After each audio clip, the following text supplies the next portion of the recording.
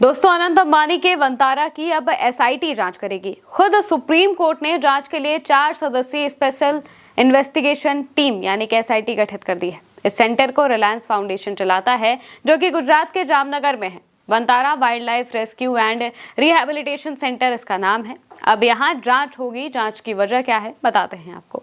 दोस्तों, क्या आपको वो हथिनी माधुरी याद है जो कोल्हापुर के एक जैन मठ में रहती थी? यहाँ के लोग उसकी खूब सेवा करते थे, लेकिन फिर उस हथनी को वंतारा शिफ्ट करने का आदेश आया और फिर इसके खिलाफ लोग सड़कों पर आ गए। रोते बिलखते माधुरी को वापस लाने को कहने लगे। उस विवाद के बाद एक याचिका दाखिल की गई। हालांकि ये अकेली याचिका नहीं है जिस पर कोर्ट ने फैसला सुनाया है। सुप्रीम कोर्ट ने यह आदेश 2 पब्लिक इंटरेस्ट पिटिशन यानी कि PIL पर दिया है।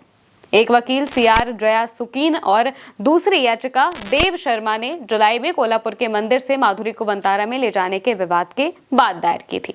अदालत ने कहा कि एसआईटी 12 सितंबर तक रिपोर्ट देगी। इसके बाद 15 सितंबर को फिर से सुनवाई होगी और इस सुनवाई के आधार पर आगे फैसला लिया जाएगा। जस्टिस पंकज मित्तल और PB वराले की बेंच ने मामले की सुनवाई की। कहा कि एसआईटी को 12 सितंबर 2025 तक रिपोर्ट सौंपनी होगी। एसआईटी पशु कल्याण, आयात निर्यात कानून, वाइल्ड लाइफ तस्करी, पानी और कार्बन क्रेडिट के दुरुपयोग जैसे मुद्दों की भी जांच करेगी।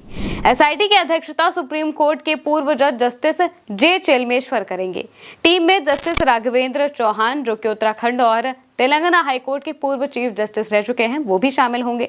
इनके अलावा पूर्व मुंबई पुलिस कमिश्नर हेमंत नागराले और कस्टम्स अधिकारी अनीश गुप्ता शामिल हैं। एसआईटी 5 पॉइंट्स पर जांच करेगी। पॉइंट्स क्या हैं वो भी हम आपको बता देते हैं। पहला पॉइंट है, भारत और विदेश से विशेषकर हाथियों के अधिग्रहण में वन्यजीव संरक्षण अधिनियम, चिड़ियाघरों के नियम, अंतर्राष्ट्रीय प्रजाति व्यापार संधि, आयात निर्यात कानूनों और अन्य वैधानिक आवश्यकताओं का पालन हुआ या फिर नहीं। दूसरा, पशुपालन मानकों, पशु चिकित्सा देखभाल, पशु कल्याण, मृत्यु दर और उनके कारणों, जलवायु और स्थान संबंधी शिकायतों की। तीसरा, निजी संग्रह बनाने के आरोपों, प्रजनन और संरक्षण कार्यक्रमों, जैव विविधता संसाधनों के उपयोग, कानूनी उल्लंघनों, वन्यजीव तस्करी और पशु उत्पादों के व्यापार आदि मामले में। चौथा, वित्तीय अनुपालन, मनी लॉन्ड्रिंग और अन्य संबंधित मुद्दों की शिकायतों की। पांचवा, इसके अलावा जरूरत के मुताबिक याचिकाकर्ताओं, अधिकारियों, नियामकों, हस्तक्षेपकर्ताओं और पत्रकारों से भी जानकारी ले सकेगी। कोर्ट ने कहा कि एसआईटी की जांच केवल सत्य और तथ्य जानने के लिए है, ताकि अदालत सही जानकारी के आधार पर फैसला ले सके। इस आदेश का मतलब ये नहीं है कि वंतारा या फिर कोई सरकारी संस्था गलत कर रही है या फिर कोई भी संस्था गलत कर रही है।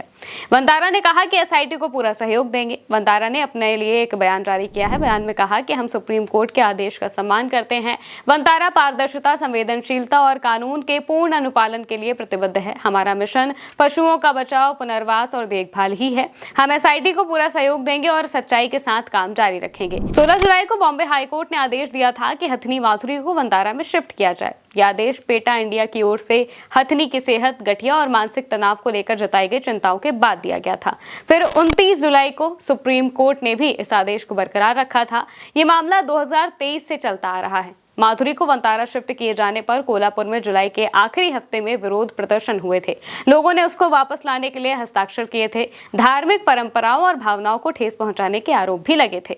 माधुरी को वापस लाने को लेकर एक याचिका सुप्रीम कोर्ट में चल रही है। उस पर फैसला आना अभी बाकी है। वहीं अब वंतारा में की गई जांच में क्या सामने आएगा, ये भी देखने लायक होगा। फिलहाल के लिए मेरे साथ इतना ही। आप देखते रहिए उल्टा चश्मा यूसी।